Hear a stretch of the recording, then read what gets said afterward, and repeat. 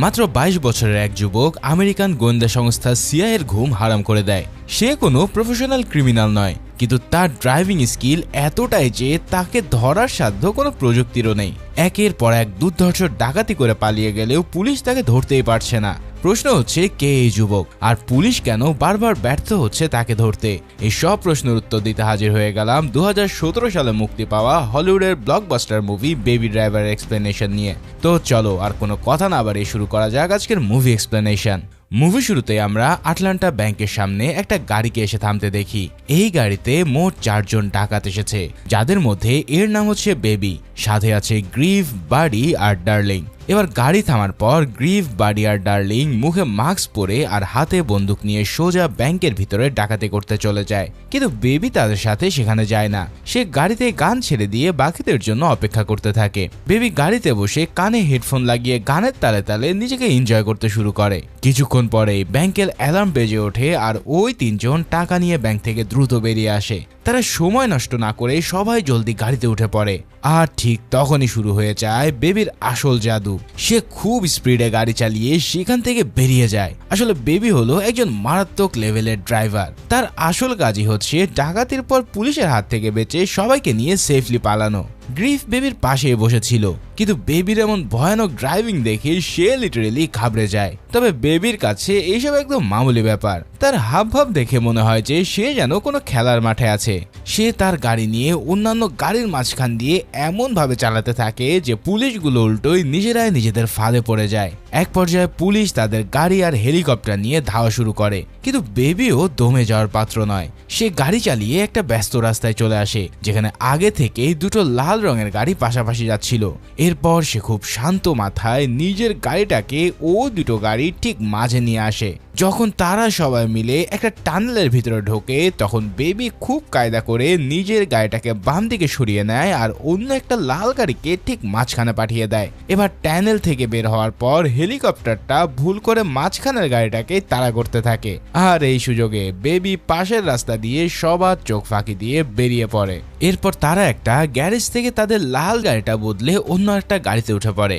এর কিছুক্ষণ পর দেখা যায় যে বেবি কানে হেডফোন লাগিয়ে গান শুনতে শুনতে রাস্তা দিয়ে হেঁটে যাচ্ছে। সে একটা ক্যাফেতে গিয়ে 4টা কফি কেনে আর তার দলের লোকেরা ইতিমধ্যে আস্তানায় ফিরে আসে। এরপর সবাই মিলে যখন তাদের নিজেদের আস্তানায় আসে, তখন সবাইকে সে কফি দেয়। এই ডাকাত দলের প্রধান হচ্ছে ডগ। ডগ এখানে তাদের চুরির টাকাগুলো সবার মাঝে সমান ভাগে ভাগ করে দেয়। ডগ বেবিকে নিয়ে বেশ কৌতূহলী, কারণ বেবির চাল চলন সবার থেকে একটু অন্যরকম। গ্রিফ ও বেবির উপরে বেশ বিরক্ত, কারণ বেবি কারোর সাথে কথা বলতে চায় না। সে সবসময় তার কানে ইয়ারফোন দিয়ে গান শোনে। যাই হোক, গ্রিফ এ নিয়ে ডগের কাছে কমপ্লেন করলে ডগ তাকে জানিয়ে দেয় যে বেবিকে যেই কাজের জন্য রাখা হয়েছে সে সেটা ঠিকঠাকই করছে, তাই সে গান শুনলো না কি করলো তা নিয়ে মাথা ঘামানোর দরকার নেই। এবার গ্রিফ বেবিকে রাগানোর একটা চেষ্টা করে। সে হুট করে বেবির কাছে গিয়ে ওর চশমা আর হেডফোন কেড়ে নেয়, কিন্তু বেবি তখনও চুপচাপ থাকে আর এই সব কিছুর কোনো প্রতিবাদ করে না। তাই গ্রিফ বেবিকে নিয়ে হাসাহাসি শুরু করে। সে তাকে রাগানোর জন্য জিজ্ঞেস করে যে ওর মাথায় কোনো সমস্যা আছে কিনা। তখন দলের বাকি সদস্যরা গ্রিফকে থামায় এবং বেবিকে অহেতুক বিরক্ত করতে নিষেধ করে। এরপর তারা সবাই লিফটে করে নিচে নামতে থাকে। লিফটের ভিতরে বাডি আর ডার্লিং নিজেদের মধ্যে খুব কাছাকাছি চলে আসে, আর এরই মাধ্যমে আমরা জানতে পারি যে এই ডাকাত দলের অন্য 2 সদস্য ডার্লিং আসলে বয়ফ্রেন্ড গার্লফ্রেন্ড। তারা দুজনে একসাথে এই দলে যোগ দিয়েছিল। এবার লিফট থেকে নামার পর পার্কিং লটে ডকের সাথে দেখা হয় বেবির। সেখানে দেখা যায় ডাকাতির টাকার বড় একটা অংশ ডক নিজেই রেখে দেয় আর বেবির হাতে দেয় কিছু অল্প টাকা। তখন ডক তাকে বলে, আর মাত্র একটা ডাকাতি করলে তোমার সাথে আমার সব দেনা পাওনা শোধ হয়ে যাবে, আর এরপর থেকেই তুমি মুক্ত লাইফ পার করতে পারবে। এরপর ডক তাকে একটা ফোন আর একটা ড্রাইভিং গ্লাভস উপহার দিয়ে জানায় সে তাকে খুব তাড়াতাড়ি নতুন কাজের জন্য আবারও ডাকবে। ঠিক এখান থেকে আমরা বুঝতে পারি যে বেবির সাথে ডকের কোনো একটা পুরাতন হিসাব আছে, আর সেটার জন্যই বেবিকে অনিচ্ছা সত্ত্বেও তার সাথে কাজ করতে হচ্ছে। এখন সেই কারণটা কি তা আমরা একটু পরেই জানতে পারবো। পরের দৃশ্যে দেখা যায় বেবি বাসায় ফিরে টাকার বান্ডেলটা মেঝের কাঠের নিচে একটা গোপন জায়গায় লুকিয়ে রাখে। এখানে আমাদের সাথে পরিচয় হয় বেবির পালক বাবা জোসেফের সাথে। জোসেফ কথা বলতে পারে না, তাই সে সাইন ল্যাঙ্গুয়েজ বা ইশারায় বেবির সাথে কথা বলে। এখানে টিভিতে ব্যাংক ডাকাতির খবর দেখে জোসেফ বুঝতে পারে যে বেবি এই সব কিছুর সাথে জড়িত, তাই সে ইশারায় বেবিকে বোঝানোর চেষ্টা করে যে তার এসব অপরাধের পথে থাকা একদম ঠিক হচ্ছে না। তখন বেবি তাকে কথা দেয় যে সে আর মাত্র একটা কাজ করেই তারপর এই অপরাধের জগৎ ছেড়ে দেবে, কিন্তু তারপরেও জোসেফ ব্যাপারটা মোটেও পছন্দ করে না। রাতের বেলায় জোসেফ ঘুমিয়ে পড়লে বেবি তার আইপড বের করে। এই আইপড নিয়ে বেবির একটা অদ্ভুত শখ আছে, সে ডাকাতির সময় সবার কথাবার্তা লুকিয়ে রেকর্ড করে রাখে। পরে সেই রেকর্ডিং গুলোর সাথে মিউজিক মিক্সড করে সে চমৎকার সব গান বানায় আর সেগুলো ক্যাসেটে ভরে একটা ব্রিফকেসে জমিয়ে রাখে। সেই ব্রিফকেসে বেবির মায়ের একটা বিশেষ রেকর্ডিংও দেখা যায়। আর ঠিক তখনই সিন চলে যায় ফ্ল্যাশব্যাকে, যেখানে আমরা জানতে পারি বেবির শৈশবের কথা। এইখানে আমরা দেখতে পারি বেবির মা ছিল একজন গায়িকা, সে টিভি আর রেডিওতে গান গাইতো। বেবির এক জন্মদিনে তার মা তাকে এই আইপডটা গিফট করেছিল, আর তখন থেকেই বেবির এই গান শোনার যাত্রা শুরু হয়। তবে বেবির মা আর বাবার সম্পর্কটা মোটেও ভালো ছিল না, তাদের মধ্যে সবসময় ঝগড়া বিবাদ লেগেই থাকতো। ঠিক এভাবেই একদিন গাড়ি চালানোর সময় তাদের মধ্যে শুরু হয় মারাত্মক ঝগড়া, আর তখনই নিয়ন্ত্রণ হারিয়ে তাদের গাড়ি সামনে থাকা একটা ট্রাকের সাথে ধাক্কা খায়। এই ভয়াবহ দুর্ঘটনায় বেবির বাবা মা দুজনেই মারা যায়, কিন্তু অলৌকিকভাবে বেবি সেখান থেকে বেঁচে ফেরে। তবে এই দুর্ঘটনার বিকট শব্দে বেবির কানে একটা সমস্যা দেখা দেয়, যার ফলে সে সবসময় তার কানের ভিতরে এক ধরনের ঝিরঝির শব্দ শুনতে পেত। এখন এই যন্ত্রণাদায়ক শব্দ থেকে মুক্তি পেতে সে সারাক্ষণ কানে ইয়ারফোন দিয়ে গান শোনে, যাতে বাইরের কোনো শব্দ তার কানে না আসে। এভাবে পুরাতন স্মৃতি মনে পড়ায় বেবি বাড়ি থেকে বেরিয়ে একটা রেস্টুরেন্টে যায়। এরপর দেখা যায় বেবি বোস ডাইনার নামের একটা রেস্টুরেন্টে বসে গান শুনছে। ঠিক তখনই ডেবোরা নামের একজন ওয়েট্রেস গান গাইতে গাইতে সেখানে ঢোকে। ডেবোরা যেই গানটা গাইছিল সেটা বেবির খুবই পছন্দ হয়, আর মুহূর্তের মধ্যে সে গানটা রেকর্ড করে নেয়। এরপর বেবি ডেবোরার সাথে কথা বলতে আসে। সে ডেবোরার গানের খুব প্রশংসা করে এবং তারা দুজনে নিজেদের স্বপ্ন নিয়ে অনেক কথা বলে। সেই সময় বেবির ফোনে ডকের কল আসে, কিন্তু সে সেটা রিসিভ না করেই কেটে দেয়। এরপর বেবি বাসায় ফেরার সময় সেই গানের একটা ক্যাসেট নিয়ে আসে, যেটা সে ডেবোরার কাছ থেকে শুনেছিল। তারপর বাসায় এসে সে জোরে গান ছেড়ে নাচতে শুরু করে। বেবির বাবা যেহেতু কানে শুনতে পায় না, তাই সে সাউন্ড বক্সের উপরে হাত রেখে গানের বিট অনুভব করে, আর এরপরে সে বেবির সাথে মাথা নাড়িয়ে তাল মেলাতে থাকে। তবে এই আনন্দের মাঝেই তার কাছে ফোন আসে ডকের। ডক তাকে জানায় যে নতুন একটা ডাকাতির প্ল্যান আছে, আর তাকে রাতেই তৈরি থাকতে হবে। আর তোমরা তো জানো এটাই হবে তার এই অপরাধ জীবনের শেষ কাজ। পরের দৃশ্যে দেখা যায় ডক এই ডাকাতির জন্য নতুন একটা দল তৈরি করেছে। এই দলের সদস্যরা হলো এডি আর বার্টস। ডক যখন সবাইকে ডাকাতির প্ল্যান বোঝাচ্ছিল, বেবি বরাবরের মতোই কানে ইয়ারফোন দিয়ে গান শুনছিল। এটা দেখে এবার বার্টসেরও সন্দেহ হয়। সে ডকের কাছে কমপ্লেন করে যে বেবি তাদের কথা মনোযোগ দিয়ে শুনছে না। এখন ডকের কথা শেষ হলে বার্টস জানায় যে এই ছেলে তো কিছুই শোনেনি, ও তো শুধু খেলাই করছে। ডক তখন বেবিকে জিজ্ঞেস করতে বেবি ডকের বলা প্রত্যেকটা কথা হুবহু বলে দেয়। আসলে ইয়ারফোন কানে থাকলেও বেবি পুরোটা সময় ডকের ঠোঁট নাড়ানো দেখছিল, আর তা থেকে সে বুঝে ফেলেছে যে ডক কি বলেছে। এরপর ডক বার্টসকে জানায় যে সে বেবিকে ছোটবেলা থেকে চেনে, ও অনেক দক্ষ একজন ড্রাইভার। আসলে ছোটবেলা থেকেই বেবির গাড়ির প্রতি অনেক আগ্রহ ছিল, তাই সে একবার ডকের একটা দামি গাড়ি চুরি করে চালাতে গিয়ে অ্যাক্সিডেন্ট করে ফেলে। তবে ডক তখন বেবিকে পুলিশে দেয়নি, কারণ অতটুকু বয়সে বেবির ড্রাইভিং স্কিল দেখে সে প্রচন্ড অবাক হয়ে গিয়েছিল। কিন্তু ডক তাকে ক্ষমাও করে না। সেই দামি গাড়ির ক্ষতিপূরণ দেওয়ার জন্যই বেবি এখনো ডকের হয়ে কাজ করে, আর সে এইসব ডাকাতিগুলো করে তার ঋণ শোধ করছে।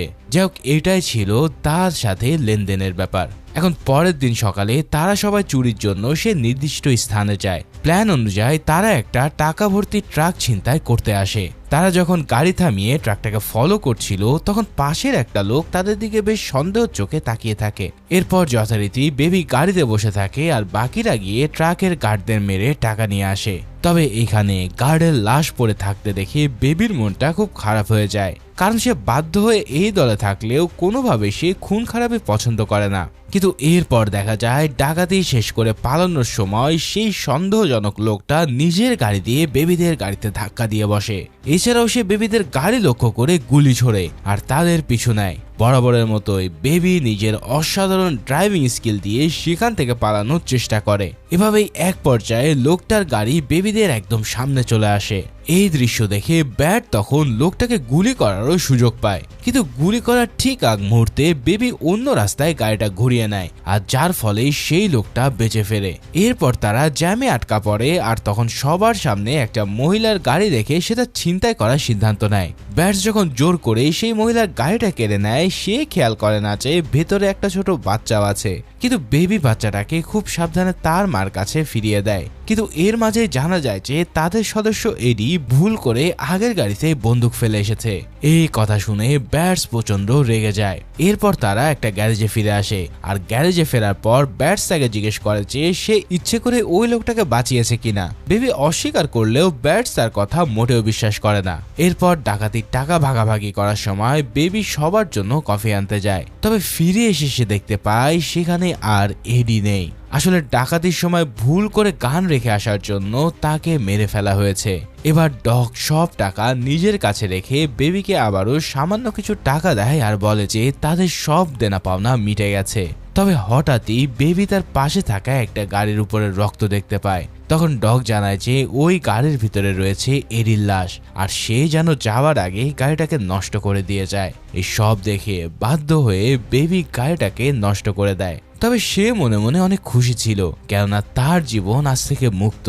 সে ভাবে যে তার জীবনের এই কালো অধ্যায় শেষ হয়ে গেছে।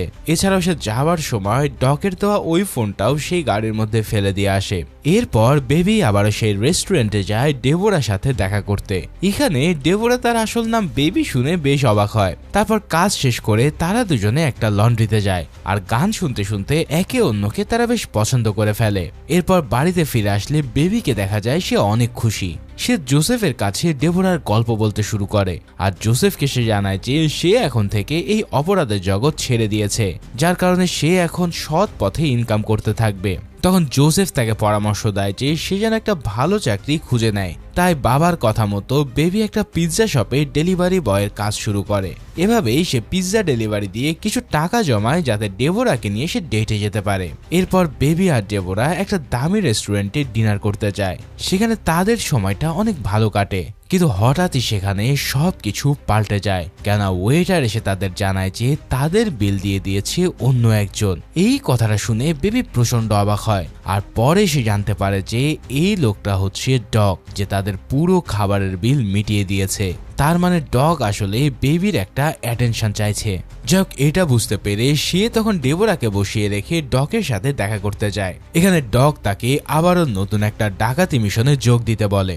এই কথা শুনে প্রথমে বেবি রাজি হতে চায় না, কিন্তু ডগ তাকে জানায় যে যদি সে রাজি না হয় তাহলে সে তার পাও ভেঙে দিতে পারে। এছাড়াও তার ভালোবাসার মানুষকেও সে উপরে পাঠিয়ে দিতে পারে। এই সব কথাবার্তা শুনে বেবি অনেক ভয় পেয়ে যায়, আর দেখতে পায় তার হাতে আর কোনো উপায় নেই, যার ফলে বেবি আর কোনো কথা চিন্তা না করেই রাজি হয়। কিন্তু এতে তার মন একদম ভেঙে যায়। ডেবোরা বেবির এই মন খারাপ হওয়াটা লক্ষ্য করে। ফেরার পথে সে বেবিকে অনেকবার জিজ্ঞেস করলেও সে তাকে কিছুই বলে না। বেবি শুধু ডেবোরাকে বলে যে ডেবোরাই তার জীবনে পাওয়া সবচেয়ে সেরা উপহার। ডেবোরা তার মনের অবস্থা বুঝতে পারে, তাই তাকে আর কোনো প্রশ্ন সে করে না। পরের দিন সকালে ডগ বেবিকে একটা পোস্ট অফিসের সামনে নিয়ে যায়। ডগ জানায় যে মানুষ এখন পোস্ট অফিস নিয়ে খুব একটা মাথা ঘামায় না, কিন্তু ওখানে এখনো অনেকেই টাকা আর গয়না ডিপোজিট করে রাখে। তাই ডগ বেবিকে ভিতরে গিয়ে জেনে আসতে বলে যে এখানে কতজন কাস্টমার আছে, এছাড়াও কতজন স্টাফ, কতটা সিসিটিভি ক্যামেরা কোথায় কোথায় আছে, কিংবা সিকিউরিটি গার্ডদের কাছে অস্ত্র আছে কিনা, এই সব কিছুর খোঁজ নিয়ে আসতে। এখন এই সব তথ্য জোগাড় করার জন্য ডগ তার ছোট ভাতিজিকে বেবির সাথে পাঠায়, যাতে কেউ সন্দেহ না করে। তবে এবার ভিতরে গিয়ে বেবি অনেক নার্ভাস হয়ে যায়, আর সবকিছু কেমন যেন এলোমেলো করে ফেলতে থাকে। তবে পিচ্চি ছেলেটা ছিল বেশ ইন্টেলিজেন্ট। সে সবকিছু নিখুঁত ভাবে দেখে নেয়, আর বেবিকে সব তথ্য জানিয়ে দেয়। তারপর কাজ শেষে বেবি সেখান থেকে কিছু স্ট্যাম্প কিনে নেয় আর ফিরে আসে। তারা সেখান থেকে যখন কয়েকটা পোস্ট কার্ড কিনছিল, তখন ওখানকার ক্যাশিয়ার মহিলার সাথে তাদের বেশ ভাব হয়ে যায়। এছাড়াও ওই মহিলাটা এই বাচ্চাটাকে কিছু চকলেটও খেতে দেয়। এবার বাইরে আসার পর ডগ বেবিকে রাতে দেখা করতে বলে তাকে বাসায় নামিয়ে দিয়ে চলে যায়। সেদিন রাতে বেবি আবারও মিটিং এ আসে। সেখানে এবার ডগ, ব্যাটস, বাডি আর ডার্লিং সবাই আছে। ডগ সবাইকে ডাকাতির প্ল্যান বুঝিয়ে বলে আর সবাইকে এক ধরনের একটা সানগ্লাস দেয়। এই সানগ্লাসের বিশেষত্ব হচ্ছে এটা পরলে সিসিটিভিতে তাদের মুখ চেনা যাবে না। এই পর্যায়ে সে ডগ বলে যে তাদের কিছু নতুন বন্দুক দরকার, তাই তাদের টিমকে প্রথম একটা ডিলারের কাছে পাঠায় যেখান থেকে তারা ফ্রেশ অস্ত্র নিয়ে আসতে পারবে। এভাবেই পুরো টিম যখন সেই ডিলারের কাছে যায় তখন ঘটে অন্য কাহিনী। এই ডিলাররা তাদের উল্টো পাল্টা বুঝিয়ে নকল বন্দুক দেওয়ার চেষ্টা করে। এখন এই সব কিছুতে ব্যাটসের মাথা পুরোই খারাপ হয়ে যায় আর সে রেগে মেগে গুলি চালাতে শুরু করে, যার ফলে শুরু হয় এক তুমুল গোলাগুলি। এই গোলাগুলিতে ডিলারদের সবাই মরে সাফ হয়ে যায়। এখন এই কাহিনী করে ফেরার পথে ব্যাটস একটা বোমা দিয়ে ডিলারদের গ্যারেজটাও উড়িয়ে দিয়ে আসে। মানে চিন্তা করো এই ব্যাটস কি লেভেলের রাফ অ্যান্ড টাফ। এভাবে পথে ফেরার সময় ব্যাটস জোর করেই সেই রেস্টুরেন্টে যায় যেখানে ডেবোরা কাজ করে। বেবি সেখানে যেতে না চাইলেও বাকিরা তাকে জোর করে সেখানে নিয়ে যায়। আসলে বেবি অনেক ভয় পেয়ে ওঠে কারণ সে চায় না ডেবোরা এদের সামনে পড়ুক। তবে দেখা যায় ডেবোরাই তাদেরকে ওয়েট্রেস হিসেবে অর্ডার রিসিভ করতে এসেছে। ডেবোরা এসে অর্ডার নিতে শুরু করলে বেবি এমন এক ভান করে যে সে ডেবোরাকে চেনেই না। তবে এতে করে ডেবোরা মন খুব খারাপ হয়ে যায় আর ঠিক মতন সে কাজও করতে পারে না। এখানে ব্যাটস এটা দেখে রেগে গিয়ে ডেবোরাকে গুলি করতে গেলে বেবি তাকে থামিয়ে দেয়। যাওয়ার সময় বেবি বিলের সাথে ডেবোরাকে একটা চিরকুট লেখে যেখানে লেখা ছিল আজ রাত 2টায় সে তার সাথে দেখা করবে। এদিকে তারা যখন গ্যারেজে ফিরে আসে তখন ডগ তাদের উপরে প্রচন্ড রেগে যায় কারণ ব্যাটস যাদের মেরেছে তারা আসলে পুলিশ ছিল। ব্যাটস তখন মিথ্যা বলেছে পুলিশরাই আগে গুলি চালিয়েছে। তবে তখন ডগ এই মিশনটা ক্যান্সেল করতে চায় কিন্তু বাকি সবাই তাকে অনুরোধ করে এই মিশনটা রানিং রাখতে। ঠিক এই পর্যায়ে ডগ বেবির মতামত জানতে চায় আর বেবিও বলে তারা যেহেতু মিশনটা শুরু করেছে তাই তাদের শেষ করা উচিত। সেদিন রাতে সবাই যখন গ্যারেজে ঘুমাচ্ছিল তখন বেবি ডেবোরার সাথে দেখা করার জন্য গাড়ি নিয়ে চুপচাপ বেরিয়ে যাওয়ার চেষ্টা করে কিন্তু গাড়ি স্টার্ট দিতেই বাড়ি তার সামনে এসে দাঁড়ায়। বাড়ি তাকে জিজ্ঞেস করে যে সে এত রাতে কোথায় যাচ্ছে। ঠিক তখন ব্যাটসও সেখানে চলে আসে। বেবি কফি খাওয়ার বাহানা দিলেও তারা এই কথা বিশ্বাস করে না। ব্যাটস তখন বেবির রেকর্ড করা একটা অডিও শোনায় যেখানে তাদের সব প্ল্যানিং এর কথা ছিল, যার ফলে ব্যাটস সন্দেহ করে যে বেবি হয়তো পুলিশের কোনো গুপ্তচর আর গোপনে তাদের উপরে নজর রাখছে সে। তবে বেবি জানায় এই সব রেকর্ড দিয়ে সে স্রেফ গান বানায় কিন্তু তার কথা কেউই বিশ্বাস করে না, যার ফলে তাকে মেরে সবাই অজ্ঞান করে দেয়। বেবির যখন জ্ঞান ফেরে তখন সে দেখতে পায় তার বাসা থেকে সব গানের ক্যাসেটগুলো আনা হয়েছে। ব্যাটস আর বাকিরা ওগুলো চালিয়ে দেখে যে বেবি আসলে ওগুলো দিয়ে গান বানায় কিন্তু একটা ক্যাসেটে ডেবোরার গলার আওয়াজ শুনে ব্যাটস খুব রেগে যায় কারণ রেস্টুরেন্টে থাকার সময় বেবি বলেছিল যে সে ডেবোরাকে চেনে না। এই সব ঘটনা দেখে ডগ তখন বেবির উপরে রেগে গিয়ে বলে যে সে অন্য কোনো ড্রাইভার নিয়ে এই মিশন শেষ করবে। তবে বেবি ডগকে বুঝিয়ে রাজি করায় যে সে এই কাজটা এবার মনোযোগ দিয়েই করবে। পরের দিন ডাকাতির সময় বাড়ি আর ডার্লিং পোস্ট অফিসের সামনে নামে। বেবি আর ব্যাটস চলে যায় পিছনের দিকে। বেবি দেখে আগের দিনে সেই চেনা মহিলাটা ক্যাশ কাউন্টারে আসছে। এখন সেদিন তাদের ভিতরে একটা ভালো আন্ডারস্ট্যান্ডিং হয়ে যাওয়ায় বেবি চায় এই মহিলাটাকে সেভ করতে, তাই সে ওই মহিলাটাকে ইশারা দিয়ে এখান থেকে চলে যেতে বলে। মহিলাটা তার ইশারা শুনে বেশ ভয় পেয়ে যায় আর সাথে সাথে সে পুলিশকেও ডেকে নিয়ে আসে। ওদিকে ডাকাতি করে ফেরার সময় ব্যাটস পুলিশ দেখে তাদেরকে গুলি করে হত্যা করে ফেলে। এরপর সে বেবিকে গাড়ি চালাতে বলে কিন্তু পুলিশকে মারায় বেবি প্রচন্ড রেগে যায়। ব্যাটস যখন বন্দুক ঠেকিয়ে তাকে গাড়ি চালাতে বাধ্য করে তখন বেবির রাগের মাথায় সোজা গাড়িটা একটা ময়লা ট্রাকের উপরে তুলে দেয় আর ওই ট্রাকে থাকা লোহার রড গাড়ির গ্লাস ভেঙে সোজা ব্যাটসের বুকটা এফোর করে দেয় আর যার কারণে ব্যাটস সেখানেই মারা পড়ে। এমন অবস্থা দেখে বেবি সেখান থেকে দৌড়ে পালানোর চেষ্টা করলে সে একটা শপিং মলে ঢুকে নিজের ড্রেস বদলে ফেলে। ওদিকে পুলিশ তখন তাকে তাড়া করলে সে একটা স্কুটার আর পরে একটা গাড়ি নিয়ে পালাতে থাকে। তবে পালানোর সময় সে আবারও বাড়ি আর ডার্লিং এর ট্রাকের সাথে ধাক্কা খায়। ইতিমধ্যে পুলিশ সেখানে চলে আসলে ডার্লিং পুলিশের দিকে এলো পাথারি গুলি চালাতে থাকে। তবে এক পর্যায়ে পুলিশের গুলিতে ডার্লিং মারা যায়। এই দৃশ্য দেখতে পেয়ে বাড়ি একদম পাগল প্রায় হয়ে পড়ে। সে ডার্লিং এর মৃত্যুর জন্য বেবিকে দায়ী করতে থাকে। ফলে বেবি কোনো মতে সেখান থেকে পালিয়ে এক বৃদ্ধার গাড়ি নিয়ে নিজের বাসার দিকে রওনা দেয়। এরপর বেবি বাসায় পৌঁছে দেখতে পারে তার পুরো ঘর লন্ডভন্ড হয়ে আছে। এছাড়াও তার বাবা জোসেফ অজ্ঞান হয়ে এক পাশে পড়ে রয়েছে। এই সব দেখে তার বুঝতে বাকি থাকে না যে ইতিমধ্যেই ডকের লোকজন এসে এসব কাণ্ড ঘটিয়েছে। যার ফলে সে তার জমানো সব টাকা জোসেফের কাছে দিয়ে তাকে একটা নিরাপদ জায়গায় দিয়ে আসে। যাওয়ার সময় একটা আইপডে সে জোসেফের জন্য কিছু কথা রেকর্ড করে যায়, যেহেতু জোসেফ কথা বলতে পারতো না আর এই রেকর্ড শুনে কেউ হয়তো তাকে সাহায্য করতে পারবে। এরপর বেবি সরাসরি চলে যায় ডেবোরার রেস্টুরেন্টে। সেখানে গিয়ে দেখে বাড়ি আগে থেকেই বন্দুক হাতে বসে আছে। বাড়ি যখন বেবিকে মারতেই যাবে ঠিক তখনই এক পুলিশ সেখানে এসে পড়ে। ওই সুযোগে বেবি বাড়িকে গুলি করে আর ডেবোরাকে নিয়ে সেখান থেকে পালিয়ে যায়। এবার সেখান থেকে পালিয়ে তারা ডকের কাছে গিয়ে সাহায্য চায়। ডক প্রথমে তাদের ওই রেকর্ডিং গুলো দিতে চায় না এবং তাকে সাহায্য করতেও চায় না, কিন্তু যখন সে দেখে যে বেবি আর ডেবোরা একে অপরকে অনেক ভালোবাসে তখন তার মন গলে যায়, কারণ ডক নিজেও একসময় প্রেমে পড়েছিল, তাই সে এই ভালোবাসার মর্ম বোঝে। তাই সে তাদেরকে সাহায্য করার জন্য রাজি হয়।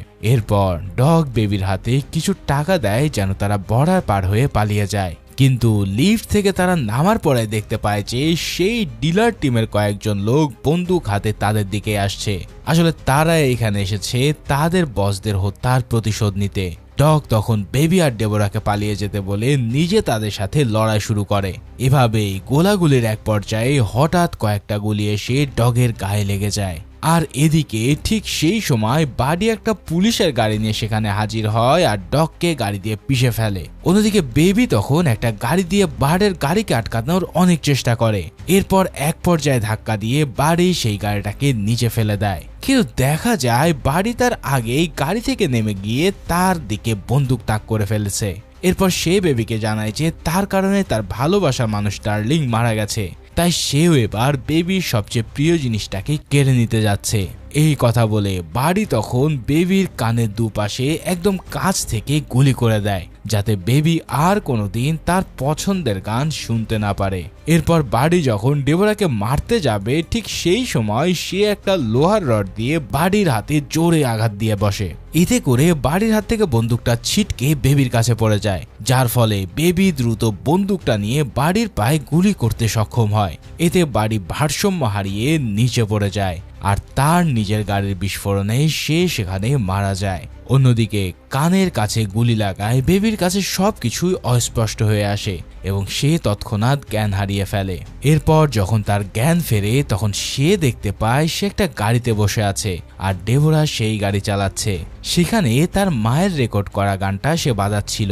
বেবি এই মুহূর্তে কানে খুব কম শুনতে পাচ্ছিল, তাই সে সাউন্ড বক্সের উপরে হাত রেখে গানের কম্পন অনুভব করার চেষ্টা করে। কিছু দূর যাওয়ার পরেই তারা দেখতে পায় পুলিশ আর FBI চারিদিক থেকে তাদের ঘিরে ফেলেছে।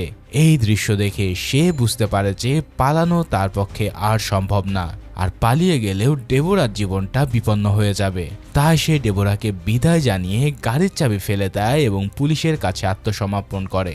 এর পরের দৃশ্যে দেখা যায় আদালতে চলছে বেবির বিচার। সেখানে ডেবোরা, পোস্ট অফিসের সেই মহিলা আর বেবির বাবা জোসেফ সবাই বেবির হয়ে সাক্ষ্য দেয়। তারা জানায় যে বেবি আসলে ভালো ছেলে এবং সে অনেককে সাহায্য করেছে। এই সব কিছু শুনে আদালত বিবেচনা করে তাকে 5 বছরের সশ্রম কারাদণ্ড দেয়। ঠিক এই জায়গাতেই জেলে থাকা অবস্থায় বেবির কানেরও একটা চিকিৎসা করা হয়। এভাবেই 5 বছর শেষে বেবির সাজা শেষ হয়। সেদিন বেবি যখন জেল থেকে বেরিয়ে আসে তখন সে দেখতে পায় ডেবোরা একটা সুন্দর গাড়ি নিয়ে তার জন্য আগে থেকেই অপেক্ষা করছে।